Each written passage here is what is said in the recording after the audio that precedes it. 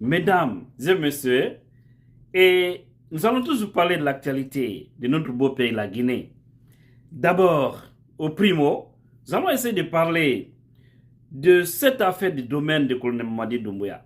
Nous avons tous suivi que colonel Mamadi Doumbouya a renoncé à l'un de ses domaines où il est en train de construire actuellement, et c'est dans la commune de Dixine.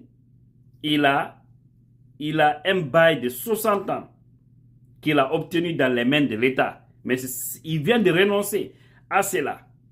Et nous allons parler de ça tout de suite, développer et faire une différence. Deuxièmement, ou secondo, nous allons faire un pas en arrière pour réécouter M. Ousmane Gawa Diallo lors de son passage dans l'une des émissions de la radio Film FM, où il a dit quelque chose par rapport au domaine public et privé de l'État. Vous allez voir, parce que ce qu'il avait dit, il est revenu par la suite nous parler de l'éthique et de morale avec le ministre d'État, la présidence, le secrétaire d'État à la présidence, et comme on appelle, M. Amara, colonel Amara Kamara. On les a écoutés, entendu parler de l'éthique et de morale. Et sur ça aussi, on a tous suivi M.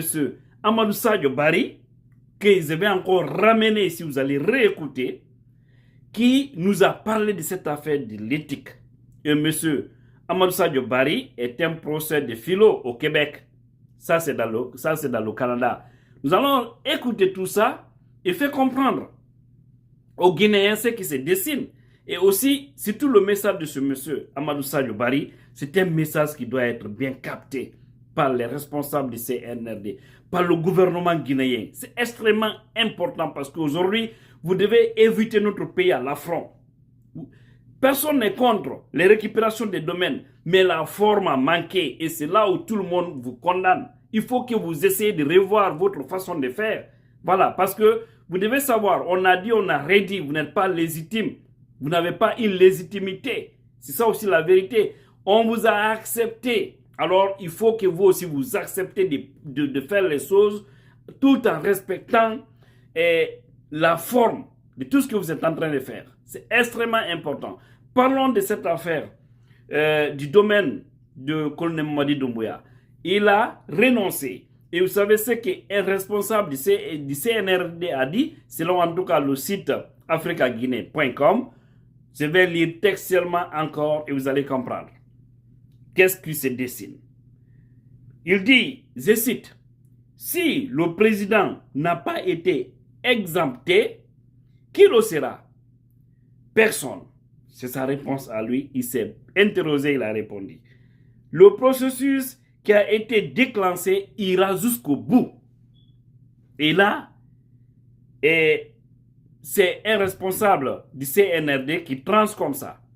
Donc, c'est pour dire qu'ils ne vont pas du tout reculer. Et vous savez bien qu'ils ont convoqué quelques leaders au camp Samori. Ils sont allés, ils se sont entretenus et leur ton reste ferme.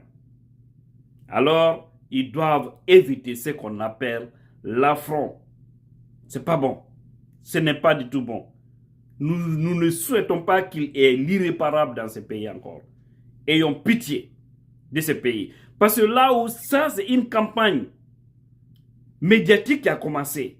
Lorsqu'on parle, parce qu'aujourd'hui les sites sont en train d'en parler, et également, comment on appelle ça, les radios ont commencé à en parler pour dire non, si colonel Mamadi Doumbouya a cédé un bail, mais pourquoi pas les autres? Il faut faire la différence entre un bail. Lorsque vous baillez un domaine, un terrain, ça veut dire que ça ne vous appartient pas. Vous signez un contrat, vous êtes propriétaire de ce domaine pour une durée bien déterminée.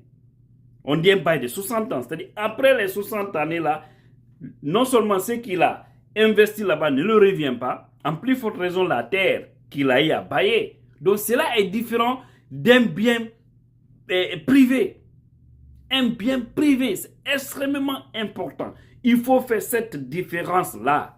C'est extrêmement important, chers compatriotes.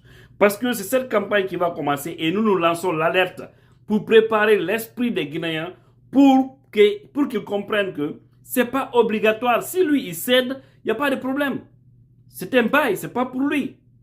D'accord? C'est qu'il a loué au fait. Parce que c'est juste pour une période. Mais lorsque le bien est privé et ça vous appartient, un bien privé qui m'appartient, ça m'appartient. Il n'y a pas une durée déterminée. Hein? C'est à l'indéfini.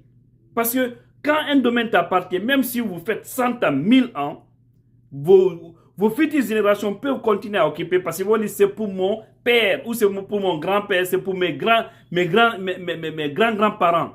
Et voilà comment les choses se dessinent. Donc il ne faudrait pas qu'on nous intoxique avec ça parce que ça ne passera pas. Je vous ai dit, s'il y a quelqu'un qui veut voir Colonel Mamadi Doumbouya réussir, s'il y a quelqu'un qui veut voir cette transition-là réussir, wallah, si je ne suis pas premier, je suis deuxième, en tout cas, je suis parmi les 10 premiers. Parce que le pays a trop souffert. Donc, au lieu de se focaliser sur l'essentiel, c'est pas ça.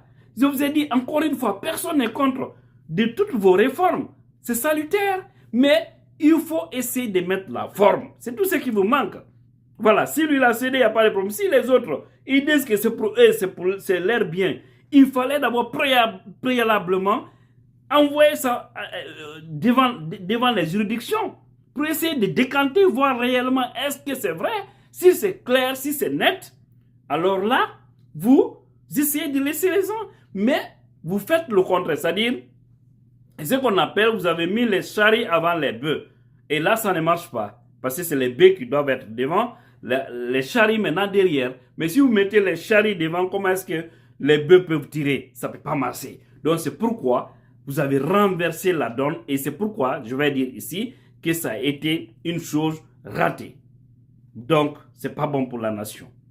Nous allons essayer de réécouter M. Ousmane Gawa Diallo et essayer aussi d'écouter M. Barry du Québec, professeur de philo, pour comprendre un peu et attirer l'attention du CNRD afin de revoir la situation. C'est extrêmement important. Nous avons besoin d'un chronogramme pour sortir dans toutes ces crises. S'il vous plaît. Ça se passe. Vous savez, il y a des règles non écrites en droit domanial en Guinée. Lorsque vous invitez l'État à vous faire des lotissements d'une parcelle, il y a le tiers qui revient à l'État. Normalement, ce tiers-là doit faire l'objet d'immatriculation et de titrisation au nom de l'État. Ce type de terrain, l'État peut le distribuer aux fonctionnaires, tout ça, parce que c'est dans tout le pays.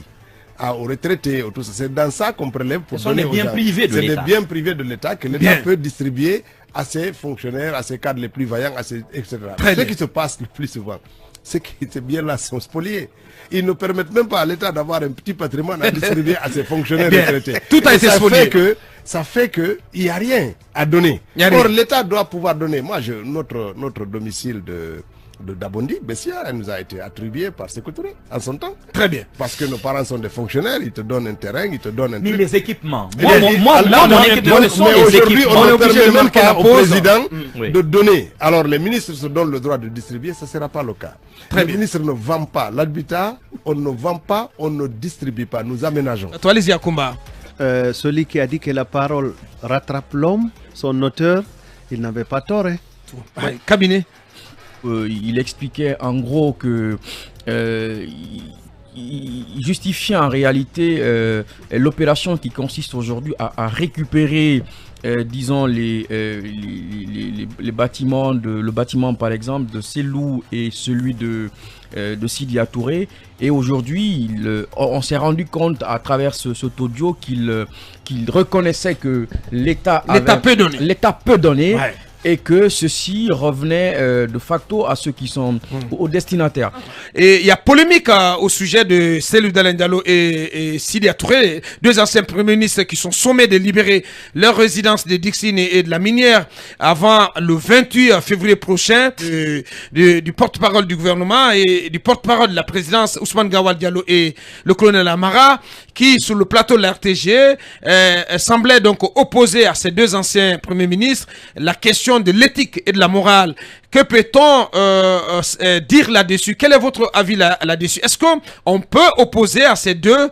Est-ce que le principe de l'éthique et de la morale leur est opposable?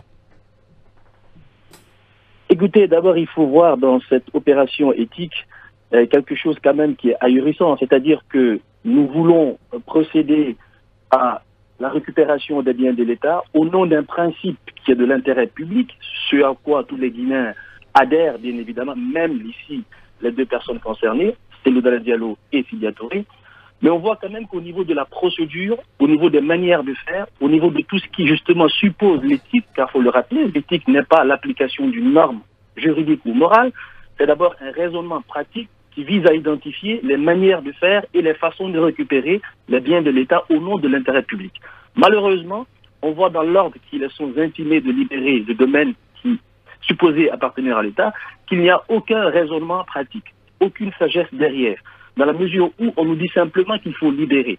Mais a-t-on pris le temps d'examiner les cas, a-t-on pris le temps de voir de quelle manière ces personnes-là se sont appropriées, ont acheté, ou de quelle manière l'État a cédé à son bien?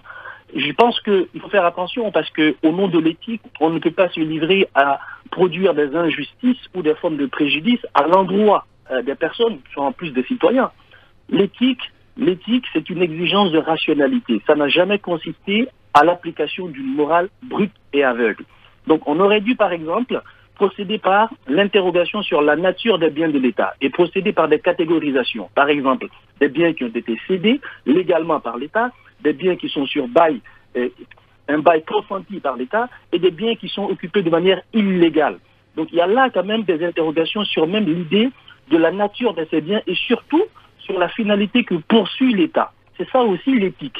L'éthique, ce n'est pas simplement dire que parce que nous sommes épaulés par la Kalachnikov, qu'on va essayer de demander à des citoyens, quels qu'ils soient par ailleurs, de libérer un bien. Ce n'est pas du tout ce à quoi nous nous attendions, sincèrement. Et je pense que nous sommes dans une logique depuis les années 60 où, au nom du bien, on soumet le peuple de Guinée à une forme d'ostracisme politique et surtout où, au nom du bien, les volontés individuelles assoient leur pouvoir sur le champ politique et ça c'est regrettable. Mais le CNRD fait un amalgame, on confond tout et au nom d'un intérêt public mal défini, parce qu'il faut le dire aussi, qu'est-ce que l'intérêt public? Lorsque par exemple on redonne à la famille Sékou Touré les villas de la case de Bellevue, sans un questionnement, sans une interrogation, alors que l'Église catholique conteste justement cette décision, ben là on ne nous explique pas le raisonnement derrière. Moi je pense qu'aujourd'hui, cher monsieur, il faut absolument que nous fassions attention. Il faut aujourd'hui rappeler au CNRD que nous avions adhéré au coup de force et que nous attendions mieux. C'est-à-dire mieux, c'est quoi? D'une manière de gouverner, d'une manière de concevoir les pouvoirs publics qui ne reviennent pas simplement aux appropriations des individus. Parce qu'on le voit aujourd'hui, la justice, depuis Sékou Touré, est relative à l'appréciation des personnes qui ont le pouvoir politique. C'est la justice de Sékou, révolutionnaire, la justice de Lansana Conté, l'État c'est moi, la justice d'Alpha Condé, je ferai de la Guinée le deuxième ou la deuxième puissance. Aujourd'hui, malheureusement, c'est la justice du point de vue du CNRD. Ça, c'est regrettable. Écoutez, les conditions d'acquisition d'un de l'État doivent être définies par l'État lui-même à travers les procédures judiciaires, donc légales, et surtout à travers la contribution du patrimoine bâti. Il y a des codes fonciers. Il faut voir de quelle manière, lorsque un président a fait un décret pour attribuer un bien public, il faudrait alors que le patrimoine bâti puisse saisir les juridictions pour dire que, écoutez, là, ça ne peut pas se passer parce qu'il y a un conflit éthique qui met en danger l'intérêt public. Donc, il faut des procédures légales claires en chaque contexte, au timing qu'il faut pour définir les conditions d'acquisition d'un patrimoine, d'un bien public. Dans le cas des résidences 2000, c'est encore plus grave, parce que l'État cède un terrain sur lequel une personne privée investit. Imaginez-vous aujourd'hui l'insécurité légale dans laquelle le CNRD plonge le pays, parce que mettez-vous à la tête d'un investisseur. Si vous dites par exemple que vous voulez investir en Guinée, vous dites, peut-être que dans 5-10 ans, le nouveau pouvoir va me dire de céder un patrimoine qui appartient à l'État. Donc comment vous pouvez investir en Guinée? Donc à la fois le CNRD fait un tort politique, mais il plonge le pays à long terme dans une insécurité légale majeure. Dans quel État? Écoutez, moi j'en appelle aujourd'hui à une culture de la délibération. Le CNRD, nous pouvons discuter, créer un cadre de dialogue, convoquer des experts en éthique, des experts sur le plan du droit. Avant de juger, réfléchissez, raisonnez. Les Guinéens sont fatigués des violences. Les Guinéens sont fatigués de l'arbitraire et de la dictature politique. Sincèrement, nous pouvons faire mieux. Après 62 ans de l'hiver, il est temps aujourd'hui pour nous, sincèrement, de convoquer la rationalité autour d'une table, de discuter au cas par cas les biens qui appartiennent à l'État et de décider ceux qui doivent être libérés parce qu'ils ont été occupés de manière illégale. C'est au CNRD de faire la preuve que Cellou Dalein Diallo et Sidya Touré ont occupé là. Dans le cas de Sidya, c'est quand même flagrant. C'est lui qui a construit apparemment la maison.